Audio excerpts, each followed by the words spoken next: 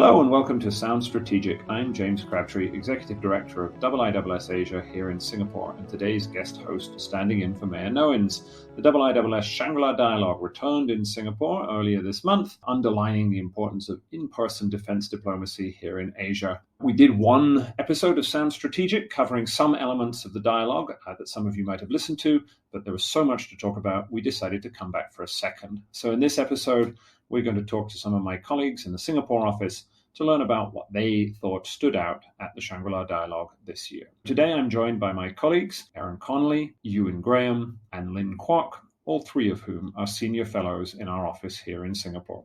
So let's start with the big event on Saturday morning. Lloyd Austin, the US Defense Secretary. Aaron, as the resident American on this podcast this evening, it's always a tricky task that the US Defense Secretary has. He's got to hit various different audiences, satisfy different groups. How did you think he did? I think he approached that challenge by giving one of the longest Shangri-La Dialogue speeches that I can recall. It seemed to be an effort to be comprehensive. I think the risk is that it appeared to be less than the sum of its parts. One of the critiques of the U.S. effort in the region has been that the details are missing, that the action on the surface level is not there. And he certainly gave us a comprehensive survey of everything that the United States is doing in the region. But again, I think the risk is that it didn't cohere in a way that was persuasive to the audience in the region, which was looking for reassurance in some countries that the United States was not spoiling for a fight, and then in other countries that it was willing to restore deterrence in the region. Was there much new in it? It was new in the sense that it was the first time that the Biden administration had put it all together in a single speech. This was an opportunity, really their first opportunity in the region, although Secretary Austin did give a speech at the IISS in Singapore in July last year. But it was the first time to speak to the entire region about what the Biden administration is trying to accomplish in the region and how it's trying to do that. I wouldn't say that there was a lot new in terms of the concepts that the secretary was advancing. Let me bring Lynn and Euan in on this. We were all sitting there in the hall on Saturday morning listening. Lynn, first, what did you make of Austin? What jumped out for you? Secretary Austin's question and answer portion was rather weak, but I think speech-wise it was solid. It was long, but I think if he hadn't made some of the points that he made, the region would have noticed. And I think several points he made were important and notable. First, he made a strong statement that American commitment to the security and the prosperity of the Indo-Pacific is the core organizing principle of American national security policy. So I think that was very important to suggest that events in Europe were not going to distract the United States from its commitment to the Indo-Pacific. Second, Secretary Austin also referenced events in Europe to remind the region why the rules-based international order matters. And he tells the region that Russia's invasion of Ukraine is what happens when, and I quote, oppressors trample the rules that protect us all. I think it was also very important that Secretary Austin kept to the script on Taiwan. And given heightened tensions between the United States and China on this issue, this was watched very carefully in the region, and that was important. Fourth, he expressed a desire to work with both friends and competitors to strengthen the guardrails against conflict. Now, whether the United States will proceed to do that with China, of course, is an open question, but at least the desire was expressed during the speech that the US will be working with China to avoid conflict. And finally, he also avoided framing geopolitical competition in ideological terms, which I think plays very poorly in the region. And of course, we saw the Singapore Defense Minister take pains to highlight in his speech in the last session that this is not an ideological struggle between autocracies and democracies. So I think that point was appreciated in the region as well.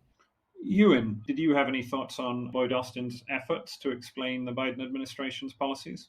I'd agree with Lynn's cutting of the speech according to delivered remarks and Q&A. I'd be a bit harsher in my judgment in that I thought the speech was serviceable, but the Q&A was poor. That was really quite a stark distinction that was shared, I think, more widely in the audience. My reflection on the speech is that there was very little in the way of hard numbers. So those who are looking really for clarity on dollar signs behind American strategy for the region wouldn't derive any comfort from this. There were no new initiatives. It struck the usual rhetorical notes, but there were no major new points really to hang a news article on. The Q&A section on Taiwan was evasive.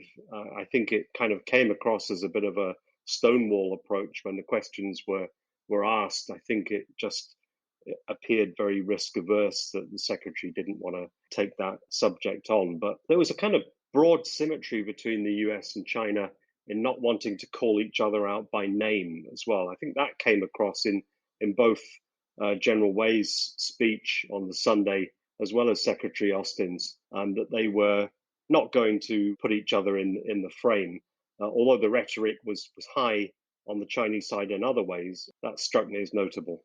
If the Q&A was poor, what in particular was it that struck you? I mean, as a leader, he doesn't have the best reputation for speaking off the cuff, but were there particular things that you felt he didn't deal with well? Taiwan was the main one. I just thought it came across as defensive, that he said our policy hasn't changed, and there was no deviation from that, no attempt to sort of move the ball a few millimeters across the line. That's in some ways the minimum expectation in a Q&A session, that he'd be able to say something a little more. He didn't. It just looked as if he was very averse to taking questions on an area that he perceived as high risk. Aaron, do you want to come in on this? I think it's important to remember that the Biden administration has one really big accomplishment in terms of its policy in the region, and that really is Lloyd Austin's personal accomplishment, which was the way that he convinced President Rodrigo Duterte last year to abandon his plans to cancel the U.S. visiting forces agreement in the Philippines, which would have had incredibly, destructive effects on U.S. force posture in the region. He's got some credibility on the issues in this region, but I just didn't see an exposition of that in the speech. He focused early and upfront on the pandemic, and I think the Defense Department in particular within the Biden administration has taken on board the advice that if you are not talking about the effects of the pandemic in this region, which was really ravaged in a way that is, I think, perhaps difficult for listeners in Europe to understand, then you're really not talking about what Southeast Asians are caring about. That's probably advice that isn't as relevant as it was last year, but I noticed there was a similarity in the way that he addressed the pandemic in 2021 and 2022. James, just one quick point about Austin's speech. He did go out of his way to say that the UK was a welcome presence in the Indo-Pacific. I think that if there were any questions that were still hanging as a result of his Fullerton lecture for the Institute last year, he sort of scotched those. The language was emphatic that they were supporting a UK presence. So we'll come back to the Europeans a little later in the podcast, but Euan, let me stay with you in a dialogue that has speeches principally from defense ministers. It's always interesting to see the new defense ministers, and there were a range from the Republic of Korea to Holland to France, and in particular in our part of the world, Australia, an area that you know well. So we had Richard Marles very recently appointed as the Australian Defence Minister, and he hopped on a plane for really his first significant international engagement. What did you make of his speech and his presence at the dialogue more generally? I think he did well, and that was the general feedback that I got from others at the dialogue. As you said, he was very new into the job, although he has been a long understudy in opposition, so he knows the issues. It was a confident performance, and he put his personal stamp on it. He made clear that there's broad continuity in Australia's defence policy from the previous government, but Labour is going to communicate it, I think, in its own way. And that was clear in his speech. I thought the speech that he just gave recently in India was an improvement on the Shangri-La. I thought that in rhetorical terms was really a humdinger. But the Shangri-La speech was serviceable. I think his Q&A performance was the thing that really lifted it. He stood out for being confident in taking questions on China in a way that contrasted, I think, positively with Lloyd Austin. He didn't seem struck in the headlights of the big event by taking questions that were sensitive on China. In fact, he went into considerable detail, seemed confident, held his ground, and that was reflected in the interviews that he gave in the lead up and afterwards. And of course, the Australians had the big bilateral with China on the sidelines of the dialogue. So speech aside, it was a big icebreaker. This was the first ministerial level contact since 2018. So, an extraordinary long period in the deep freeze for Australia-China relations. And they achieved that without offering any rhetorical or substantive concessions, as far as one can tell. So I think that was a job well done. There were notes there for the Southeast Asian audience, but I think particularly clear is Miles's own attachment to the Pacific, which also came through in his comments. Before we turn to the Pacific, which I'd like to ask you about, there are two other things I think people were looking out for with Australia, one of which was AUKUS and the other of which was the relationship with France, where the dialogue saw something of a rapprochement after the AUKUS spat. Did either of those strike you as significant, any AUKUS developments, and how do you read the back and forth that he had with his French opposite number? On AUKUS, it was a straight bat. So Labour has already committed itself in opposition to pursuing AUKUS. He was simply following through on that. I think no great surprise that Labour is going to continue with the submarine project and the other aspects of AUKUS in terms of advanced technology sharing with the UK and the US. And I think he will have been pleased by Secretary Austin's reference to AUKUS too, that the US is prepared to share more with its allies and co-develop key technologies. That's music to Australian ears because part of the reason for AUKUS is to overcome, I think, the political barriers that exist in the United States, particularly in the Senate, to exporting defense technology, even to close allies. The French relationship, they also met bilaterally, as well as China. A difficult relationship in the last year has been France. And I think the advent of a new Australian government has been helpful for both parties because the animus was so personalised between Macron and Morrison that had Morrison won the election, I think it would have been very difficult to move on. And although Macron's been returned, it gives him the excuse, if you like, to wipe the slate clean with Australia in the form of a new administration. And it's in France's interest, frankly, because they have territory either side of Australia. So they do need Australia there as a partner to help them going forward, while AUKUS itself will remain a touchy point between Paris and Canberra. On the broader security agenda, we'll see a mending of ways. You mentioned just a second ago the issue of the Pacific Islands that have been much in the news recently because of the agreement between China and the Solomon Islands, who were represented at the dialogue, and then the mooted and the 10 Southwest Pacific Island nation deal that China has been trying to strike but hasn't done so yet. We made quite an effort this year to represent the Pacific Islands at the dialogue. What did you take out of their participation, both individually and the topic as it came up throughout the discussions? Well, as you said, James, we made a particular effort, and not for the first time, to make sure that Pacific voices are represented on the Shangri-La stage. I think there is a fairly low level of knowledge about South Pacific issues, particularly in Asia. So I think it helps to stitch together two rather disconnected parts of the region. But they're rather more geopolitically connected for the reasons that you mentioned. China has been, ironically, the glue between these two discrete subregions with the recent diplomatic move by Foreign Minister Wang Yi, and in particular, the bilateral security deal with the Solomon Islands. And we had representatives at ministerial level, both from the Solomon Islands and from Fiji. That was, I think, a welcome note. They predictably put climate change top of their agenda. So I think making sure that the global audience hears the Pacific prioritization of climate as their clear number one, and as they see it, for understandable reasons, existential security risk. But I think it was also helpful in the question and answer session when the Fijian defense minister also delved a bit more into geopolitics. It revealed that geopolitics is not a new thing for the South Pacific. They do have a track record of knowing how to deal with great powers, despite their disparity in scale terms. We have to remember, of course, that the Shangri-La Dialogue is not just the dialogue at the summit level, it's also the bilaterals that happen on the side. And there was quite a lot of activity that happened, even though, unfortunately, the Solomon Islands minister wasn't able to speak. He was able to meet bilaterally with a number of governments, including New Zealand, Australia, and others. It shows that there's practical value to getting the Pacific Islands represented here, not just rhetorical value. So let's move from some of our smaller guests at the dialogue through to some of our old friends in Europe. And Lynn, I'd like to ask you about that. At the dialogue, we had a number of European speakers, not just President Zelensky in the virtual address, but also Holland and France, the new French minister who arrived again for his first appointment, but a couple of others who might normally have been expected to come who didn't, the United Kingdom and Germany principally amongst them. What did you make of the European contribution, and where stands the effort of European countries to do more in the Indo-Pacific after this year's dialogue? The French defense minister was only 3 weeks into his job, so I think his presence at the Shangri-La Dialogue sent a positive signal.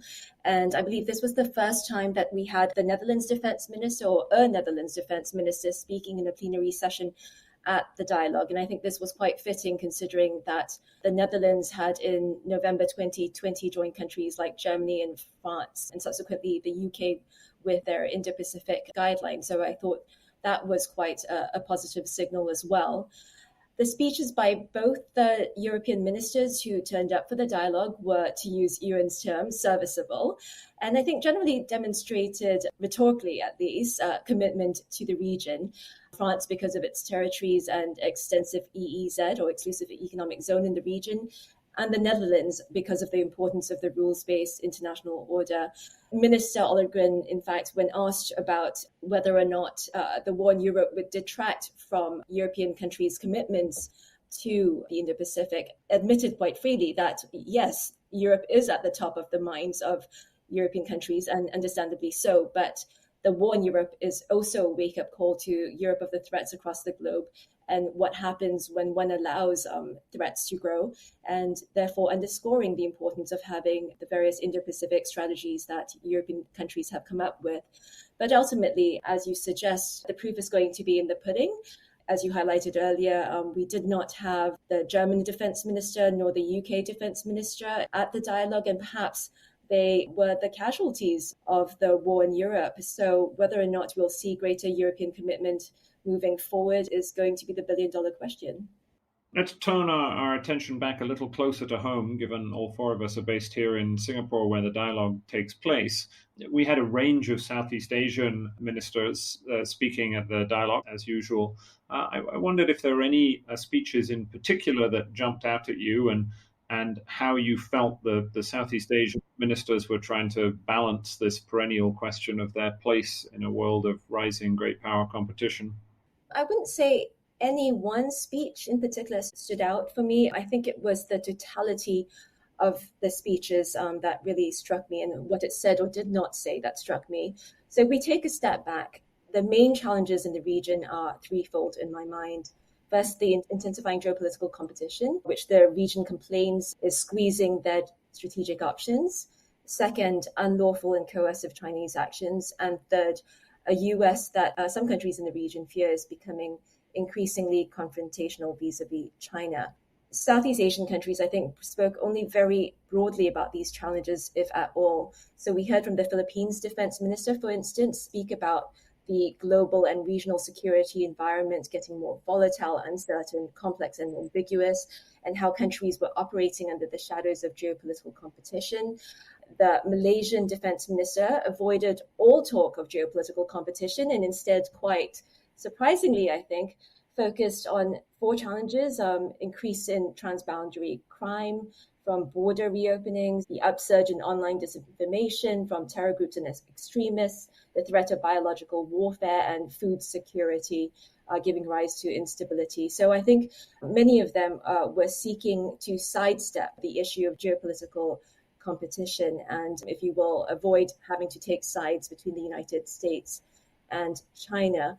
What also struck me, I think, was, a lack of clarity. It struck me that Southeast Asian countries were quite adrift in having a clear response to how they should respond to geopolitical rivalry.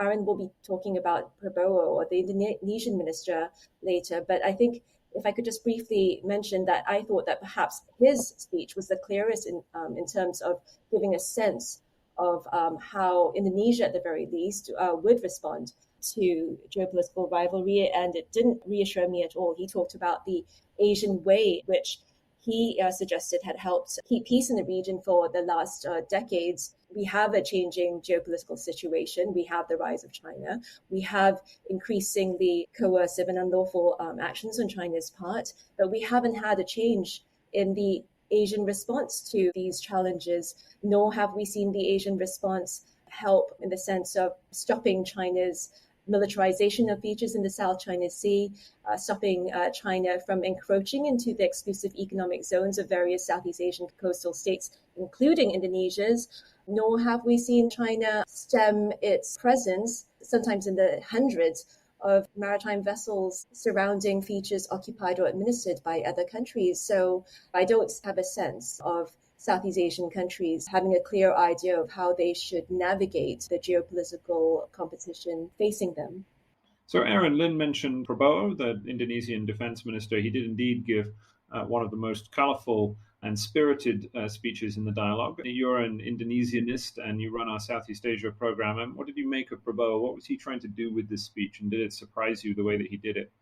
His staff wrote a speech for him that he didn't give. It's unclear why that is, but he got up to the podium and gave a speech that began with a long discursive meditation on the region's history with colonialism. I really thought this was going to go in a kind of neo-anti-colonial direction. In fact, Prabowo ended up speaking about the great powers in very positive terms. He said that China had always acted with benevolence in the region, and he praised the United States' anti-colonial instincts, said the United States was the first anti-colonial power. What is most interesting about this is that Prabowo is a major political figure in Indonesia, and this is exactly the opposite of how he talks about great powers to Indonesian audiences. And I'm not sure if that will be appreciated by the international audience that was listening to his speech in the plenary hall or back home in Indonesia. But he seemed to be trying to reassure the United States and China that Indonesia trusted them, had confidence in them, and maybe trying to create some good offices on his part with those great powers. It was a very unusual speech in the context of speeches at the dialogue, which are generally very heavy on policy. His was very light. And it was a very unusual speech in the context of Prabowo's larger oeuvre, that this is not the sort of thing that he normally says about especially China and the United States.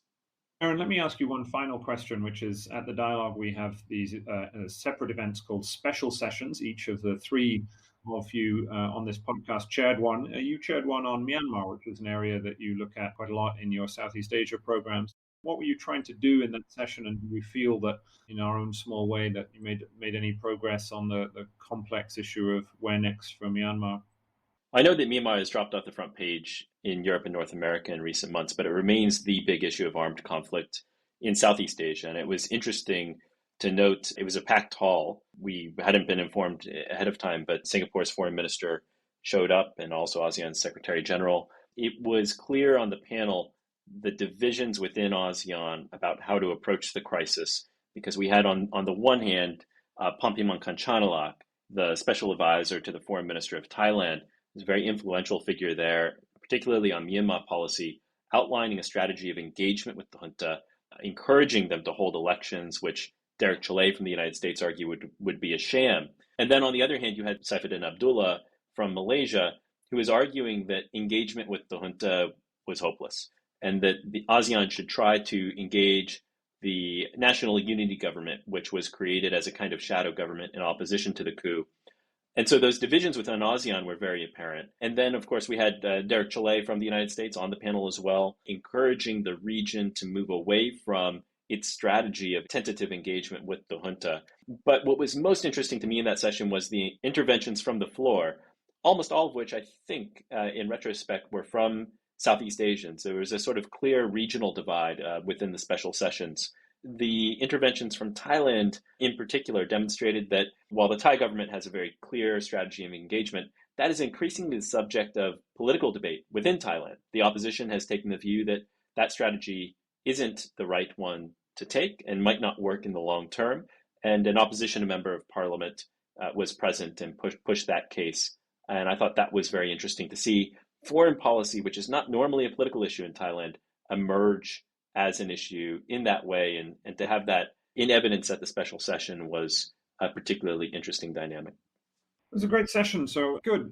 Let me just ask a final question of each of you to conclude. This is the second of two episodes of Sound Strategic that we've done on this year's Shangri-La Dialogue. And I asked our guests on the preceding episode just to name a highlight for them that they hadn't previously mentioned, something that stood out at the dialogue for them personally. So Aaron, let me start with you. What was your highlight of Shangri-La Dialogue 2022?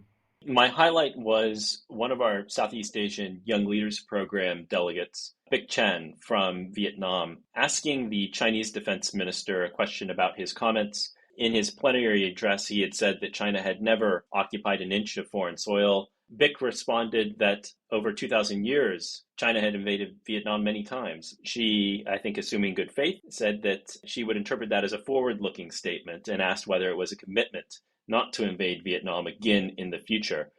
And the minister, who's usually very good at answering questions, oftentimes sort of laughs off questions or gives very direct answers, seemed upset by this and I think responded in a really unconstructive way by telling her that she needed to read more history and that if she read more history, she would understand better about the relationship between Vietnam and China. And I don't think that answer went down very well with many of the delegates from Southeast Asia who were there in the plenary hall and is perhaps evidence of a slightly harder, rougher edge around Chinese diplomacy that we sometimes see in private and in the region.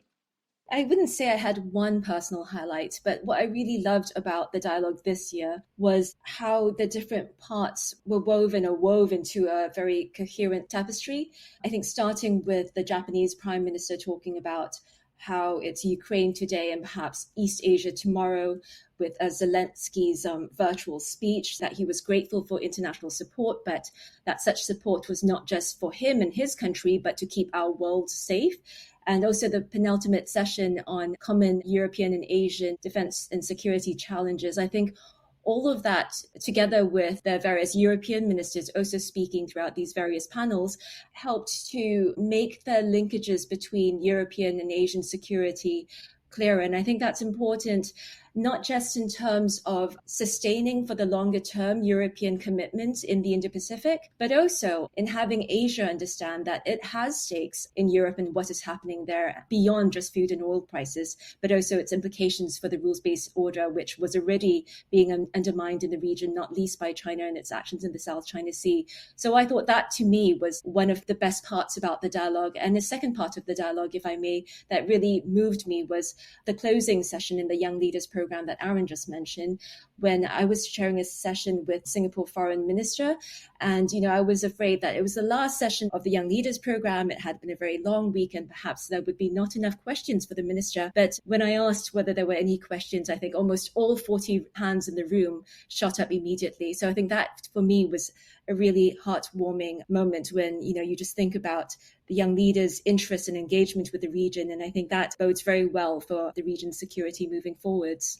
In purely personal terms, it was really good to see a lot of people that we haven't seen for 3 years. I think that really came across, that there was a lot of bound up energy from people who've not been allowed to travel for a long period because of COVID, genuinely enjoying getting back into the room and seeing each other and doing all of the side conversations. In terms of the speeches, I wasn't going to say this, but since Aaron's mentioned Prabowo, I thought it was really interesting that we had a major ministerial speech totally off the cuff, extemporizing. This was the raw, ad hoc Prabowo view of the world.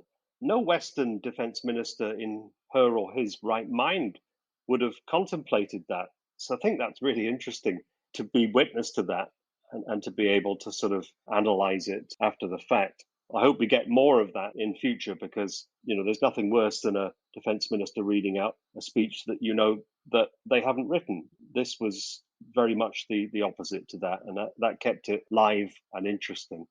I could be a glass half empty person, as you know, James, sometimes. So let me also cap out the low point, which was the fact that we unfortunately didn't have an Indian ministerial voice this year. I think that was a voice missed. It's a note to ourselves that we need to try harder to secure an Indian ministerial speech for next year, because I think that impoverishes the dialogue. I know there are various reasons why India was not able to attend at ministerial level, but I think it is important that the Indian voice is heard. And although in the session that I chaired, there was an admiral from the Indian Navy who was leading the Indian delegation, it doesn't have quite the same impact as a ministerial voice. If we are talking about the Asia Pacific or Indo-Pacific, the Indo part of it has to come to play. I think that's also a challenge on India for the future.